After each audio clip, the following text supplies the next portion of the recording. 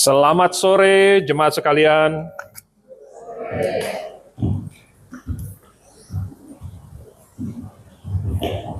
Sekali lagi, hujan-hujan paling enak ngapain? Merenungkan firman Tuhan.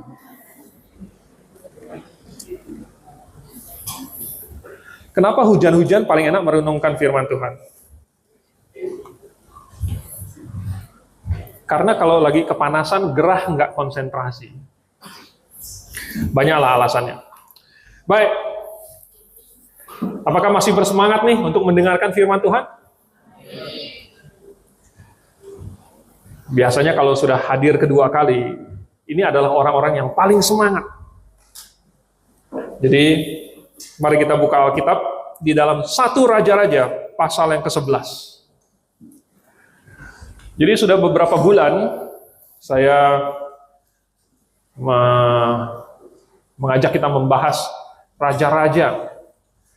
Ada raja-raja yang kurang bagus, dan kita dapatkan ada pelajaran-pelajaran yang kita petik. Kadang-kadang ada raja yang bagus, ada juga pelajaran yang kita bisa petik. Nah, kita sampai di Salomo. 1 Raja-Raja pasal 11, kita baca ayat 1 sampai yang ke-13. Kita baca silih berganti, saya duluan ayat 1, jemaat sekalian ayat 2, kita berganti-gantian satu ayat sampai 13. Kalau sudah dapat, saya akan pakai yang ITB 2, jadi kalau agak beda sedikit, harap dimaklumi kalau kalian masih pakai ITB 1. Raja Salomo mencintai banyak perempuan asing. Di samping putri Firaun, ia juga mencintai perempuan-perempuan Moab, Amon, Edom, Sidon, dan Het.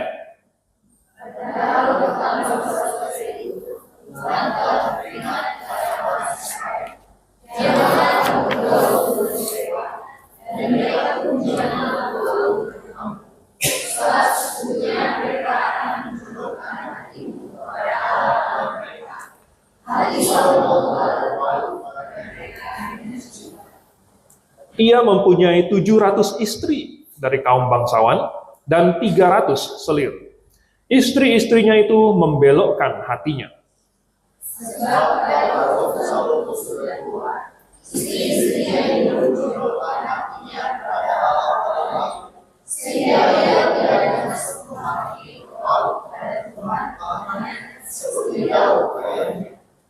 Demikianlah Salomo mengikuti Asytoret, ilah orang Sidon, dan Milkom, ilah menjijikkan yang disembah orang Amon.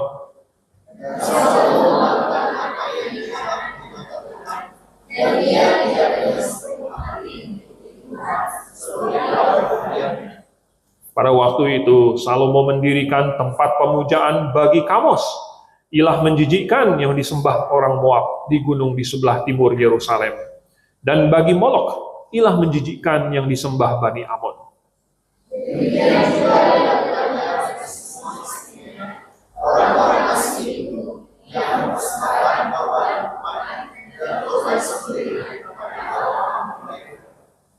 Tuhan pun murka kepada Salomo, sebab hatinya telah berpaling dari Tuhan Allah Israel, yang telah 2 kali menampakkan diri kepadanya.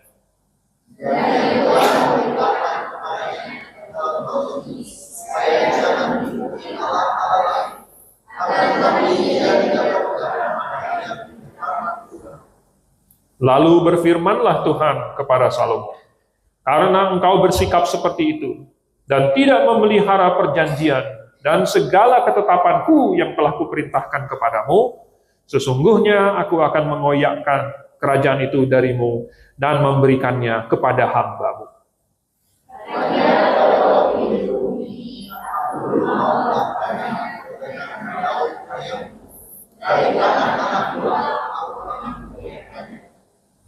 Namun tidak seluruh kerajaan itu akan kukoyak.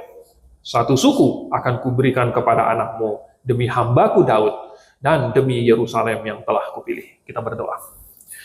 Bapa di surga, kami mengucap syukur untuk pelajaran yang sebenarnya tersedia begitu mudah dan gampang kami akses hari ini. Namun kami ingin mengasihi firman-Mu dan mempelajarinya. Saat ini berikanlah kami hikmat supaya kami bisa memahami pelajaran yang tercatat bagi kami dan menghindari kesalahan yang dibuat oleh Salomo ini. Dalam nama Tuhan Yesus kami berdoa. Amin. Kenapa seseorang yang sangat berhikmat seperti Salomo bisa sampai melakukan kesalahan sebodoh ini? Sampai mengikuti Allah lain, mendirikan bukit-bukit pengorbanan, sampai mempromosikan dewa-dewa kejijikan yang sangat dibenci oleh Tuhan. Sampai akhirnya membuat orang Israel menjadi sesat gara-gara mengikuti apa yang dia kasih contoh pada hari itu. Sehingga Rehabeam menjadi bodoh, Yerobeam menjadi sesat, dan keturunannya semua garisnya. Kenapa orang yang begitu berhikmat, yang sudah meminta hikmat kepada Tuhan, orang yang tadinya awalnya sangat mengasihi Tuhan, kenapa dia bisa sampai jatuh seperti ini? Kalau kita pikir-pikir, bukankah justru ini kebalikan dari hikmat? Jadi di mana Salomo ketinggalan hikmatnya? Atau hikmatnya tercecer di mana? Sehingga dia bisa sampai melakukan kesalahan seperti ini. Rupanya, ada beberapa faktor yang mempengaruhi. Ya. Kita akan melihat faktor nomor 1, yaitu karena condong kepada ini. Ya. Apa yang dia kasihi. Hati condong kepada yang dikasihi. Sebenarnya ini sesuatu yang alamiah. Karena hati kita pasti condong kepada sesuatu yang kita kasihi. Hanya saja, kalau Salomo dalam kasus ini, awalnya dia mengasihi Tuhan. Kita baca di awal-awal dari satu raja-raja, bagaimana dia mempersembahkan 1000 korban bakaran, 1000 lembu untuk Tuhan. Kemudian dalam mimpinya Tuhan kasih dia satu permintaan, dia minta supaya bisa mengadili umatmu, umat Tuhan Israel dengan adil. Kenapa dia kemudian lalu berubah? Tadinya mengasihi Tuhan, tapi lalu kemudian dia mengasihi sesuatu yang lain. Dia menambah, ada sesuatu yang lain yang dia kasihi. Jadi, apa yang dikasihi oleh Salomo adalah sesuatu yang Tuhan secara eksplisit sudah larang. Jangan dikasihi. Tuhan memberi peringatan kepada Israel supaya mereka jangan bergaul, jangan menyatu, jangan memberikan anak-anak untuk kawin dengan bangsa-bangsa lain. Dan Tuhan sudah kasih tahu alasannya secara eksplisit, karena mereka akan mencondongkan hatimu menjauhi Tuhan. Dan itulah persis yang terjadi. Tuhan sebenarnya sudah kasih peringatan bahkan sebelum zaman raja-raja. Yaitu masih zamannya Musa. Zamannya Musa mereka belum masuk Kanaan. Zamannya Musa mereka masih keliling-keliling di padang gurun. Tetapi Tuhan sudah kasih tahu kepada Musa, nanti rajamu itu, kalau nanti kamu punya raja, mungkin orang Israel bingung-bingung waktu itu. Kenapa Musa tulis tentang raja? Jangan punya banyak istri. Karena nanti istrinya itu nanti akan mencondongkan hatinya menjauhi Tuhan kepada Allah-Allah lain. Tuhan dari pra-pengetahuannya telah melihat bahwa itulah yang terjadi dengan mulai Daud, mungkin Saul ya, Daud, tapi Saul mungkin nggak terlalu tercatat gimana. Lalu kemudian Salomo, Yerobeam, dan semua raja-raja, karena mereka punya banyak istri. Jadi Tuhan sudah peringatkan, tetapi dilanggar sama Salomo. Nah, itulah sebabnya kemudian di dalam perjanjian baru Tuhan tulis lewat misalnya di 1 Yohanes pasal 2 ayat 15 sampai 17. Yohanes tulis, jangan kamu mengasihi dunia ini dan apa yang ada di dalamnya. Apa yang di dalamnya? Coba dilihat di situ. Yang di dalam dunia ini, keinginan daging, 1 Yohanes pasal 2. Semua yang ada di dalam dunia yaitu keinginan daging, keinginan mata, keangkuhan hidup. Ini sedang lenyap dengan semua keinginannya. Jadi, Tuhan kasih peringatan jangan mengasihi dunia ini. Maksudnya bukan kayak pohonnya nggak boleh dikasihi, ya, gunung yang Tuhan ciptakan, yang indah, alam yang Tuhan ciptakan jangan dikasihi, bukan. Tetapi mengacu kepada dosa yang di dalamnya. Perbuatan-perbuatan dosa, sikap-sikap yang melawan Allah, keegoisan, karena keegoisan itu artinya adalah perlawanan terhadap Allah, penolakan terhadap Allah. Makanya keinginan daging itu adalah keinginan egois kita. Keinginan mata, keangkuhan hidup, itu semua adalah yang ditawarkan oleh dunia ini. Bukan hanya sekedar benda-benda fisik saja, tetapi suatu lifestyle, suatu filosofi, suatu kehidupan yang ditawarkan oleh dunia ini. Dan Tuhan peringatkan, jangan dikasihi. Contohnya bukankah sudah banyak? Istri Lot. Awalnya dia bersama-sama dengan Abraham, tetapi kemudian pisah.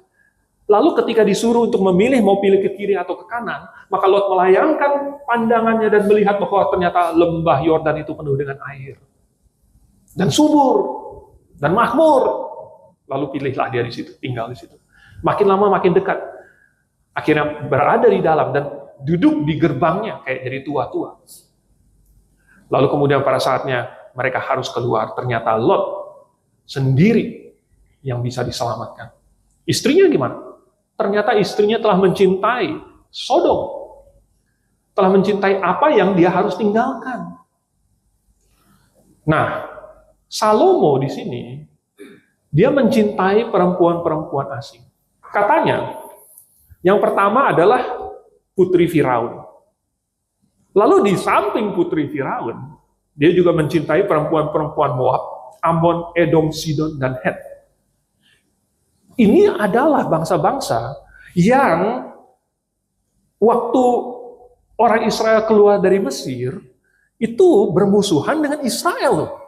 Kalau kalian ingat Moab, Moab itu sangat dibenci oleh Tuhan, karena mereka di Baal Peor itu menggunakan perempuan-perempuannya, pelacur-pelacurnya, untuk menggoda laki-laki Israel. Lalu kemudian mencemari bangsa Israel, sehingga Tuhan akhirnya murka kepada Israel. Sampai Tuhan ada bilang bahwa orang Moab itu sampai keturunan ke-10 nggak boleh masuk ke dalam jemaat Tuhan. Itu segitu parahnya kesalahan bangsa Moab pada waktu itu. Tetapi malah diambil oleh Salomo untuk menjadi istri. Ammon, Edom, mereka semua memiliki dewa-dewi. Katanya ada Astoret, ya, ada Molok. Semua adalah dewa-dewi yang jahat sekali, yang menuntut bahwa orang mempersembahkan bayi, mempersembahkan anak mereka, menoreh-noreh tubuh mereka, menyembah orang mati. Wow, kenapa perempuan-perempuan yang bangsa-bangsa itu yang dicintai oleh Salomo? Kenapa? Apa tidak ada, ya kita masih belum sempat ngomong sampai nambah lebih dari satu. Tetapi di antara orang Israel pun, kenapa Salomo nggak dapat dari antara orang Israel? Kenapa yang dari bangsa-bangsa lain begitu? Mungkin karena mereka katanya ini dari kaum bangsawan. Dari kaum bangsawan. Kita tahu bahwa Salomo begitu hebat dan dia termasyur. Semua raja-raja di muka bumi ini berikhtiar untuk ketemu dengan Salomo, untuk mendengarkan hikmatnya Salomo, bahkan kalau bisa berbesanan dengan menjadi mertuanya Salomo. Jadi mereka kasih terus. Yang cantik-cantik dipilih, oke, jadi permaisuri, jadi istri. Yang mungkin level bangsawannya agak terlalu rendah, gitu ya. Mungkin maharnya terlalu kecil. Ya udah, ini cuma jadi gundik aja, cuma jadi selir. Tetapi ternyata apa yang begitu melimpah bagi dalam pemandangan orang dunia, menurut Tuhan justru ini yang menjadi batu sandungan buat Salomo. Seandainya Salomo tidak mau memandang semua itu, bangsawan, emangnya kenapa? Raja itu, kerajaan itu, ya, bangsawan itu mau kirim anaknya, putrinya, saya tidak perlu terlalu menganggapnya, maka dia tidak perlu mengambil istri sampai sebanyak itu. Tapi rupanya Salomo memilih untuk menghargai itu. Mungkin banyak pemberian, diberikan ini gadis, diberikan apa segala macam. Tapi justru itulah yang menjadi batu sandungan buat dia. Ketika seseorang mencintai sesuatu yang bertentangan dengan perintah Tuhan, maka bukan cuma tidak langsung, secara langsung dia melawan Tuhan. Di dalam Yakobus pasal 4 ayat keempat, Yakobus bilang persahabatan dengan dunia ini adalah permusuhan dengan Allah. Jadi seperti tarik tambang yang saling tarik-menarik, tidak bisa sama-sama menang. Karena kalau begitu talinya, ya tali karet begitu kan. Tali tambang kan nggak seperti itu. Tali tambang itu kalau yang satu menang, yang satu pasti kalah. Kalau yang satunya lagi menang, pasti yang satunya lagi kalah. Nah, jadi kalau seseorang mengasihi Tuhan, maka dia akan, ya berarti yang dunia ini kalah. Kalau sebaliknya dia mengasihi dunia ini, maka dia akan kurang mengasihi Tuhan. Ini prinsipnya. Nah, mungkin tidak segera. Bahkan seringkali mungkin tidak terasa. Orang akan bilang, oh enggak kok, saya masih tetap mengasihi Tuhan. Walaupun saya menambah istri, walaupun saya ada juga ya mengasihi hal ini, saya mengasihi itu. Tetapi kasih saya kepada Tuhan tetap kok. Ya, itu yang dikatakan oleh orang yang sedang berada di bawah pengaruh itu. Dan seringkali dia tidak menyadarinya. Dan itulah yang berbahaya. Tapi perasaan bukan tolak ukurnya. Orang bisa merasa, atau orang bisa tidak merasa. Perasaan bukan tolak ukurnya. Yang menjadi tolak ukur selalu adalah yang sifatnya objektif. Yaitu adalah firman Tuhan. Apakah seseorang sedang melakukan sesuai kehendak, sesuai firman Tuhan, atau tidak? Kalau dia sedang bertentangan dengan firman Tuhan, maka apapun perasaannya, atau apapun yang tidak dia rasakan, itu tidak ada hubungannya, tidak efek. Dia sedang berbohong, tapi rasanya nggak apa-apa, rasanya senang-senang aja, rasanya biasa-biasa saja. Apa itu artinya berbohong jadi boleh? Dia tidak setia, tetapi tidak ada perasaan tuh. Apakah itu jadi benar? Perasaan tidak pernah menjadi tolak ukurnya.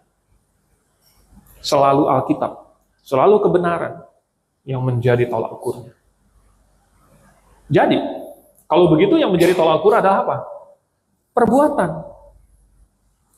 Jadi hal yang kedua yang bisa kita pelajari, ternyata kasih itu menghasilkan perbuatan. Kalau kita mengasihi sesuatu, yang pertama tadi, hati kita condong ke situ. Lalu sesudah mengasihi, maka akan timbul perbuatan. Dan ini juga sesuatu yang alamiah. Ya. Salomo mengasihi banyak perempuan asing. Maka dia bikinin buat mereka tempat pemujaan. Dia bikinin bukit-bukit pengorbanan. Dia temenin mereka untuk masuk ke dalam kuil-kuil untuk sujud menyembah kepada dewa-dewi mereka. Itu adalah perbuatan. Betapa bertolak belakangnya dengan waktu awal Salomo menjadi raja. Ketika Salomo awalnya menjadi raja, dia mengasihi siapa? Tuhan. Nah, ketika Salomo lagi mengasihi Tuhan, mungkin nggak kepikiran buat Salomo untuk bikin tempat pemujaan buat dewa Kamos? Tidak mungkin. Karena selagi dia mengasihi Tuhan, maka dia tidak bisa mengasihi yang lain, yang dunia ini. Karena bertentangan. Dan selagi dia mengasihi Tuhan, maka dia akan berbuat untuk Tuhan. Karena kasih menghasilkan perbuatan. Tetapi dalam proses perjalanan waktu, lalu kemudian dia mengasihi yang lain, lalu makin mengasihi, dan semakin kurang mengasihi Tuhan, semakin mengasihi dunia ini, perempuan-perempuan asing yang dia cintai. Akhirnya kemudian perbuatannya juga bergeser. Sehingga kemudian yang tadinya nggak mungkin sampai kepikiran, tidak terbayangkan bisa dia lakukan, ternyata akhirnya dia lakukan. Dan seringkali orang Kristen juga di dalam kesombongannya berkata seperti Petrus, Tuhan, tidak mungkin ya, aku menyangkal kau. Lalu Tuhan Yesus bilang, sebelum ayam berkokok 2 kali, kamu sudah menyangkal aku 3 kali. Nah, 2 kali ayam berkokok, belum sampai, berarti baru sekali. Kamu sudah menyangkal 3 kali. Jadi, ternyata Tuhan sudah mengetahui sebelumnya, dan kemudian memberikan peringatan. Karena Tuhan tahu bahwa kasih itu, apa yang kamu kasihi, nanti perbuatannya akan mengikuti. Dan ini terjadi di sepanjang sejarah Alkitab. Harusnya Salomo sudah mempelajari dari bapaknya, Daud. Daud luar biasa sekali. Dari masa mudanya, dia sudah saking mengasihi Tuhannya, dia membela umat Israel, membela nama Tuhan untuk melawan Goliat.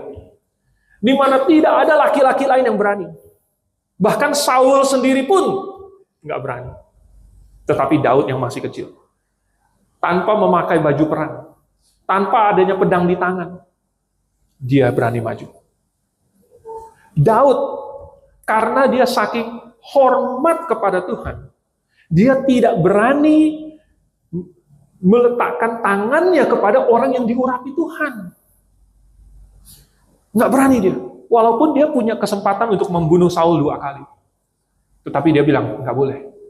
Orang yang diurapi Tuhan tidak boleh disentuh.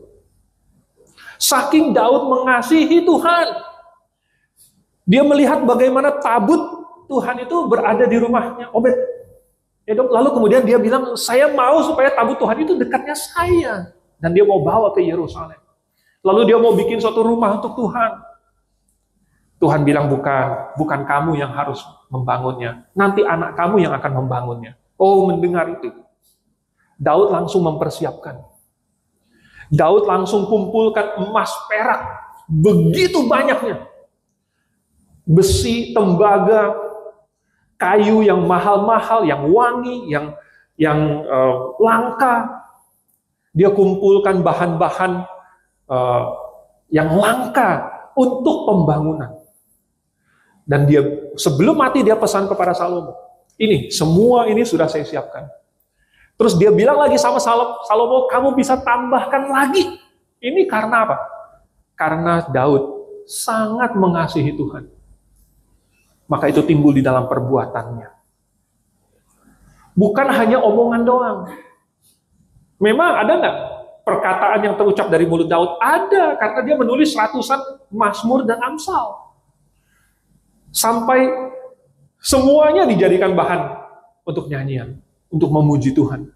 Dia bikin Mazmur yang panjang sekali. Dan itu semuanya tentang janji-janji Tuhan, tentang firman Tuhan. Jadi, kasih itu menghasilkan perbuatan. Nah, kita memang tidak punya sebanyak Daud atau Salomo. Ya. Kita tidak bisa bikin bait suci yang semewah itu dan semegah itu. Tetapi bukan jumlahnya yang membuat Tuhan senang. Bukan. Tuhan Yesus menunjuk kepada seorang janda, tadi siang barusan dikhotbahkan yang sudah bongkok begitu. Ternyata bukan jumlah yang dimasukkan ke dalam kotak persembahan yang membuat Tuhan senang. Apa sih yang membuat Tuhan senang itu? Tidak lain adalah hati. Yang membuat Tuhan senang adalah pengorbanan. Pengorbanan kita, air mata kita, keringat kita. Sesuatu yang air mata itu pahit, tetapi kemudian terasa manis. Buat yang berkorban terasa pahit sekali. Tetapi bagi yang dikasihi, pengorbanan itu sangat manis. Itu yang Tuhan senang. Jadi sekalipun kita hari ini tidak punya apa yang Daud dan Salomo dulu punya, dalam pengertian uang, harta, tetapi kita tetap bisa mengorbankan apa yang kita punya. Dan itu yang bikin Tuhan senang. Itu yang akan membuktikan kasih kita. Dan apa yang Salomo buktikan adalah bahwa ternyata akhirnya dia lebih mengasihi yang dikasihinya itu, perempuan-perempuan lain. Karena tidak bisa bersama-sama dengan Tuhan. Lalu gimana? Sekarang gimana caranya? Kita bisa jangan seperti Salomo. Gimana supaya kita tetap setia? Gimana supaya kasih kita yang mula-mula ini bisa tetap kita pelihara, bahkan kita pupuk sampai makin lama kasih kita kepada Tuhan makin besar. Bukan bergeser, bukan condong kepada yang lain. Dan ini tidak gampang karena kita masih hidup di dunia. Dan kita masih punya ikatan di dunia ini. Yang jelas kita masih terikat dengan tubuh jasmani. Berarti kita masih punya semua keinginan-keinginan jasmani. Kita masih punya kebutuhan-kebutuhan. Semua itu masih ada, masih terikat pada kita. Oleh sebab itu, karena kita masih di dunia, sangat sulit untuk sama sekali tidak mempunyai ikatan emosional apapun dengan apa yang di dunia ini. Hampir tidak mungkin. Tetapi, ada caranya supaya kita tidak, hati kita condong, supaya hati kita tidak mengasihi hal-hal yang duniawi. Yang pertama, Tuhan sebenarnya sudah ajarkan prinsipnya. Dan itu sudah mulai di perjanjian lama. Dari Musa. Dan Tuhan kasih suatu prinsip, yaitu separasi. Dan Tuhan sudah ajarkan kepada bangsa Israel. Makanya sampai ada perintah. Jangan kawin campur dengan bangsa lain. Karena ini bangsa Israel mengasihi Yehova. Bangsa lain tidak mengasihi Yehova. Bagaimana kalau dicampur? Nanti akan menjadi encer. Nah, hukum, ya kan? Kalau misalnya air gula dicampur dengan air tawar, ya yang tadinya sangat manis, jadinya nggak terlalu manis, karena sudah diencerkan. Lalu kemudian Tuhan bikin juga, ada peraturan tidak boleh bikin aliansi dengan bangsa-bangsa lain, yang menyembah Allah lain. Tidak boleh beraliansi. Ini supaya kalian tahu aja, semua ini dilanggar oleh raja-raja Israel dan Yehuda. Ya. Mereka akhirnya beraliansi dengan siapa? Dengan Mesir, beraliansi dengan Asyur, beraliansi dengan Babel, beraliansi dengan Aram juga, beraliansi dengan, aneh sekali, ini adalah musuh-musuh, tetapi beraliansi dengan mereka. Ini adalah penyembah berhala, tetapi malah beraliansi dengan mereka. Maksudnya Tuhan adalah, jangan bergantung kepada raja-raja duniawi. Jangan bergantung kepada dewa-dewi. Karena apa? Bangsa-bangsa itu bergantung kepada siapa? Kepada dewa-dewi mereka kan. Jadi kalau Israel bergantung kepada raja itu, ya sama juga bergantung kepada dewa sembahan raja itu. Makanya Tuhan sampai bilang jangan membeli kuda dari Mesir. Bahkan jangan punya banyak kuda. Maksudnya Tuhan adalah jangan sampai raja-raja Israel menaruh pengharapannya kepada banyak kuda. Oh, kita punya banyak kuda, kita punya banyak kereta, pasukan kita jago, dan lain sebagainya. Berharaplah kepada Tuhan. Sekali raja-raja Israel mau berharap kepada hal-hal yang duniawi, maka mereka harus membuat ikatan dengan hal-hal yang duniawi. Padahal Tuhan bilang nggak boleh. Ini sudah diperingatkan. Dan dipakaikan lambang-lambang. Dan lambang-lambang itu dimasukkan ke dalam hukum. Supaya orang Israel selalu ingat. Misalnya di dalam hukum tentang makanan yang haram dan yang halal. Ada peraturan bahwa binatang-binatang yang memamah biak dan berkuku belah. Nah, itu yang halal katanya. Banyak orang tidak mengerti kenapa memamah biak dan berkuku belah. Memangnya memamah biak apa spesialnya? Berkuku belah apa spesialnya? Oh, rupanya karena ternyata itu Tuhan pakai jadi simbol. Memamah biak itu adalah yang kalau dia makan rumput, kemudian dia kunyah-kunyah, sempat dia telan, lalu kemudian mulai proses fermentasi, kemudian keluar regurgitasi lagi ke mulut, dikunyah-kunyah lagi, baru kemudian masuk ke dalam perut sejatinya. Jadi itu melambangkan pengajarannya itu jangan langsung ditelan bulat-bulat. Tetapi harus dipikir-pikir lagi, ya, direnung-renungkan, lalu kemudian baru dicerna sampai semua sarinya itu didapatkan. Untuk mendapatkan nutrisi yang terbesar dari firman Tuhan. Nah, makanya yang memamah biak, itu bagus. Boleh. Melambangkan suci. Lalu kemudian kenapa yang binatang berkuku belah? Kalau kukunya satu, kayak misalnya kuda. Kuda itu kalau kalian lihat kakinya kuda itu dia punya kukunya cuma satu gede gitu. Nah, itu nggak boleh. Tapi kalau sapi itu memamah biak dan kukunya itu begini dia. Nah, begini kan. Ya. Jadi boleh. Babi walaupun kukunya belah, tetapi tidak memamah biak. Nah, nggak boleh. Ya.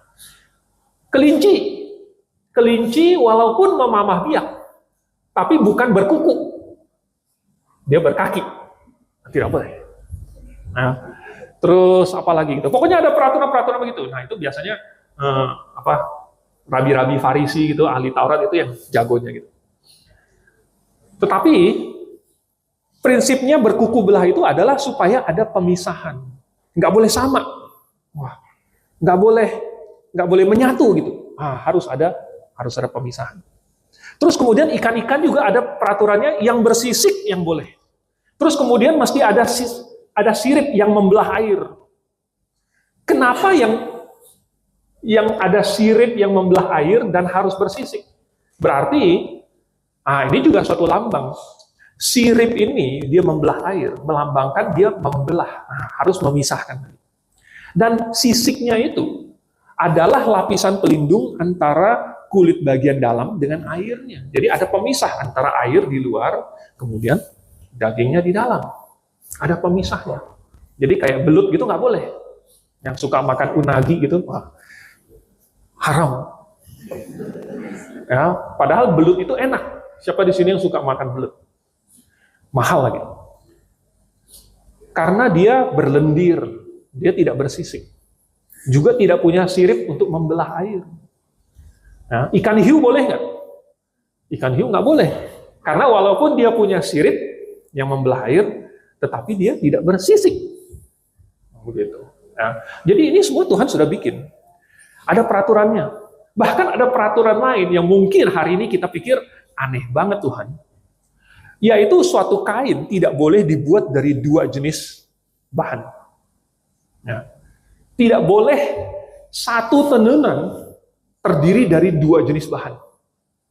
Jadi kalau misalnya sutra gitu, nggak boleh dicampur dengan katun. Nah, nggak boleh. Ada bahannya. Maksudnya apa Tuhan? Oh, rupanya yang berbeda itu nggak boleh dicampur. Yang berbeda nggak boleh disatukan. Ini prinsip separasi. Dan Tuhan ajarkan. Tapi gimana? Kita kan lagi di dalam dunia, ya kan? Susah. Nah, Tuhan juga memisahkan kita dari dunia ini loh. Ya. Supaya kita yang sudah ditebus ini, kita yang adalah orang kudus, kita berbicara dengan menggunakan cara yang berbeda dari dunia ini.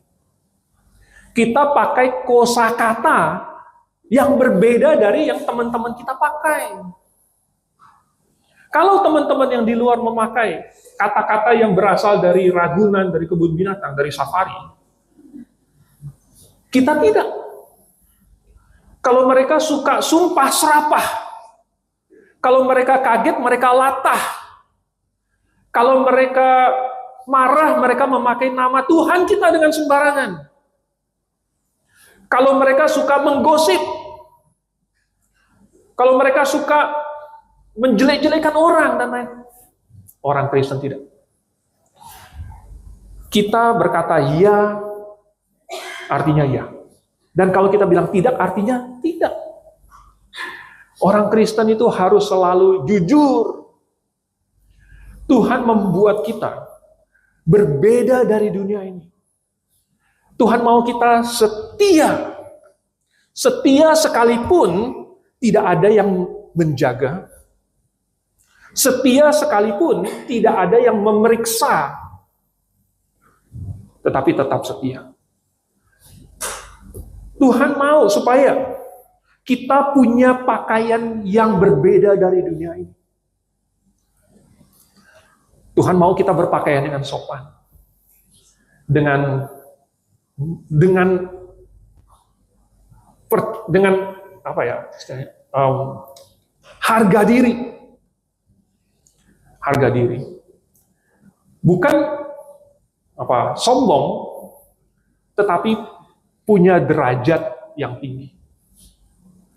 Tuhan mau kita mendengarkan musik-musik yang rohani. Nah, berbeda dengan dunia, dengan teman-teman kita yang mungkin mendengarkan musik untuk memuaskan kedagingan, untuk memuaskan hawa nafsu. Kita tidak.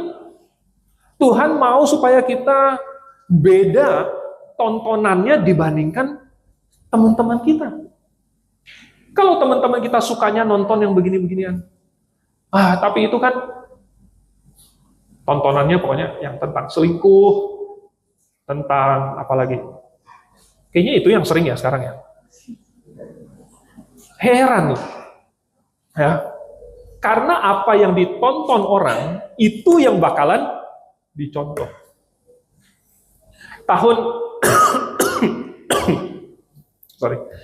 Akhir tahun 1800-an, awal 1900-an, pada waktu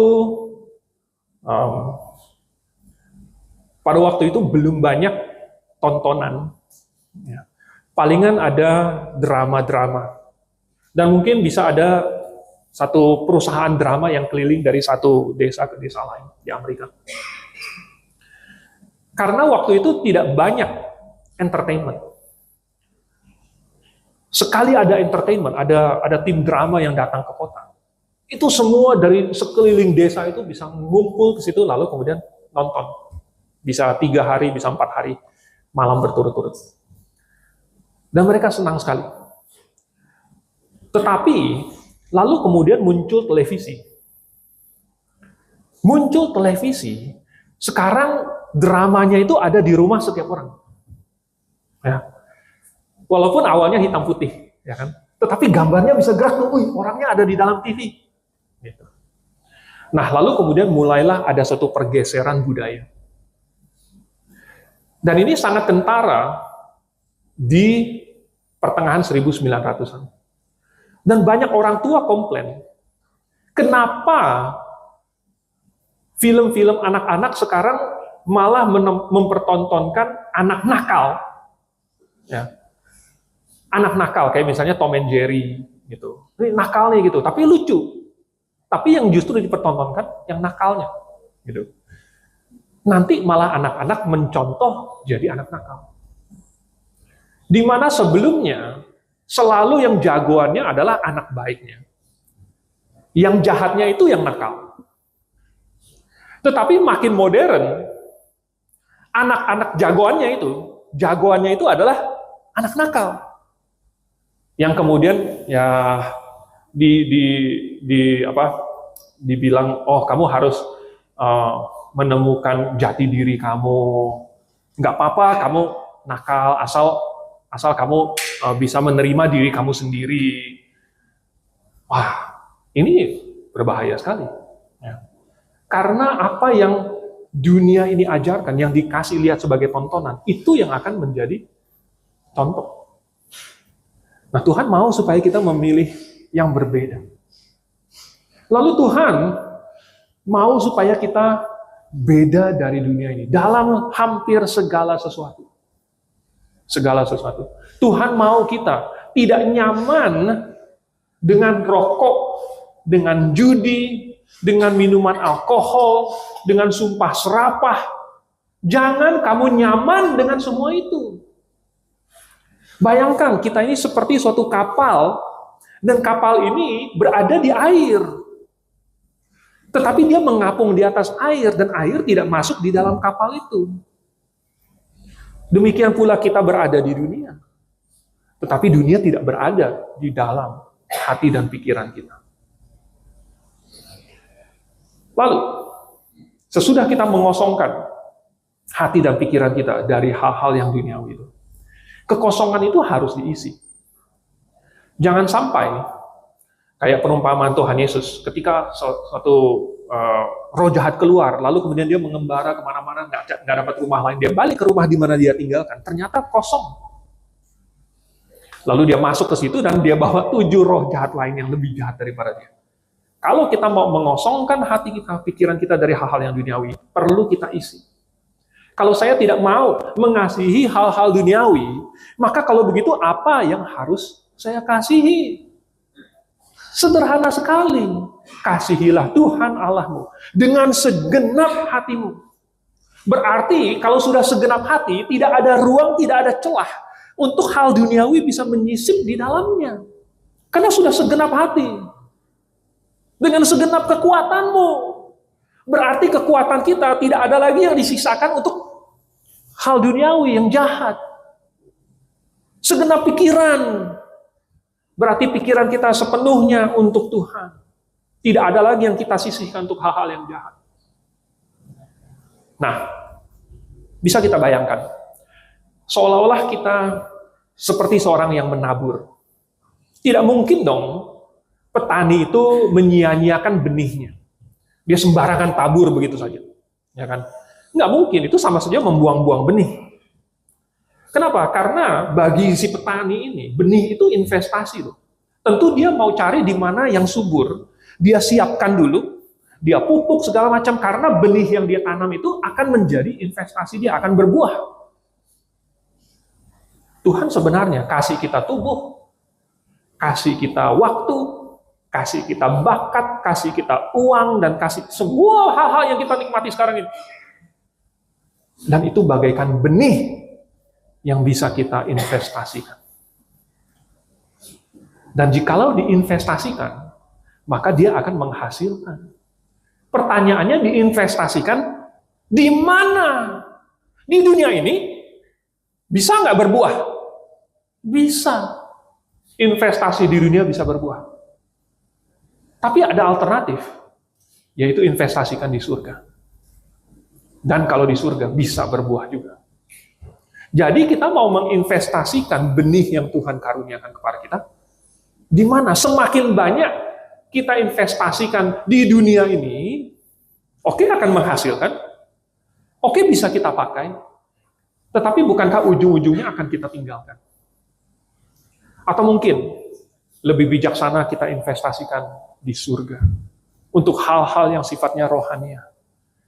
Apabila uang kita, keahlian kita, waktu kita pakai untuk Tuhan, itu bagaikan suatu benih yang kita tanam. Dan kita tidak tahu kapan itu berbuah. Tahu-tahu ada yang maju ke depan. Lalu kemudian ketika ditanya oleh Pak Stephen, sekarang pertanyaannya sudah lebih kompleks dibandingkan dulu. Siapa tahu suatu saat akan ada pertanyaan. Jadi kamu kenal Tuhan karena siapa? Ini saya bukan kasih ide. Tapi siapa tahu suatu hari gitu, pertanyaannya berkembang kan. Oh, kamu jadi kenal Tuhan gara-gara siapa? Oh, gara-gara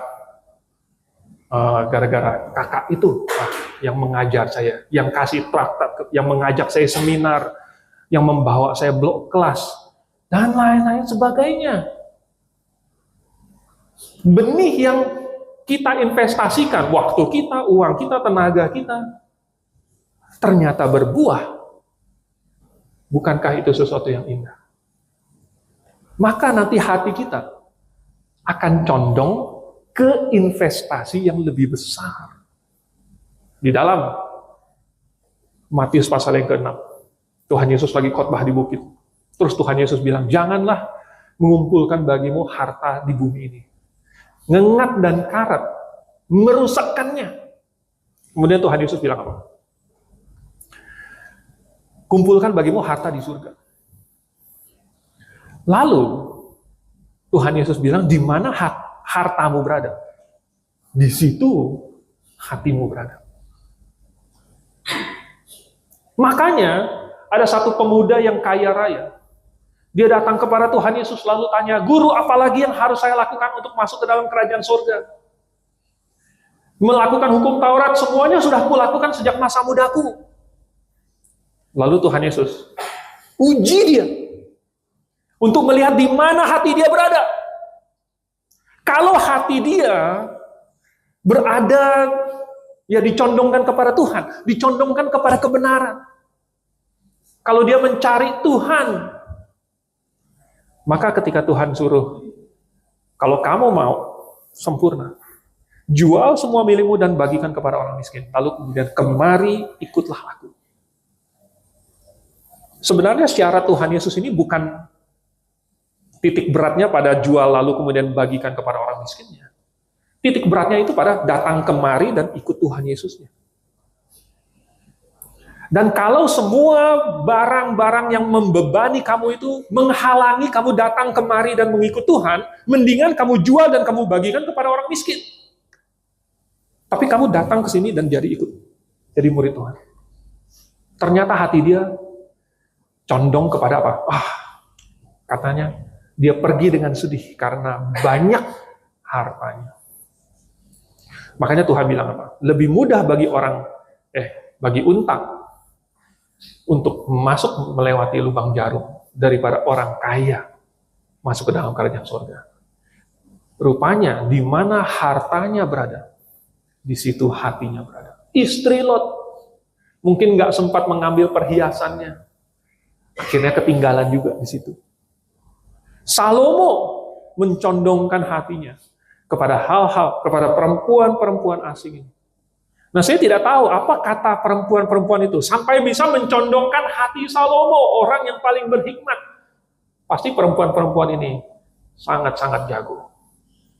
Mungkin mereka berkata, tapi saya bukan mengucapkan ini untuk menjadi contoh. Mungkin mereka berkata, Salomo, pangeranku. Wah, Kidung Agung yang kamu tulis itu, puisi cintamu begitu romantis. Pasti kamu orang yang sangat romantis. Wah, dipuji begitu, Salomo pasti melambung-lambung. Tapi kamu nggak sayang sama saya. Nah, ini senjatanya. Coba kalau kamu sayang sama saya, bikinin dong bukit pengorbanan untuk saya. Bikinin dong suatu altar, suatu mezbah untuk saya. Siapa yang kita kasihi? Mungkin kalau hatinya Salomo terbuat dari batu, ya kan? Dipuji-puji sama istrinya itu, saya tidak akan bergeming. Tetapi di mana harta kita berada, di mana kita investasikan, mungkin make up yang Salomo harus keluarkan per tahun untuk 1000 istrinya itu sudah menggunung, jadi dia pikir investasi saya kepada istri-istri saya ini sudah begitu banyak. Sayang kalau nggak mendapatkan return-nya.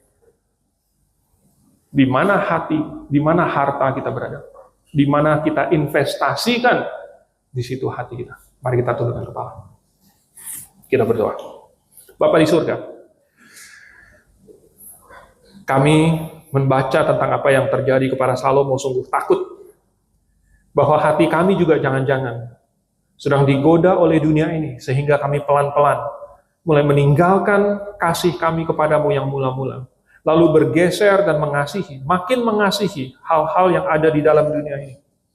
Tuhan tolong, supaya kami senantiasa disadarkan oleh firman Tuhan, dan kami kembali lagi kepada mengasihi Engkau, dengan perbuatan kami, dengan hidup kami, dengan investasi yang kami lakukan, supaya kami, sungguh hati kami condong kepada Engkau.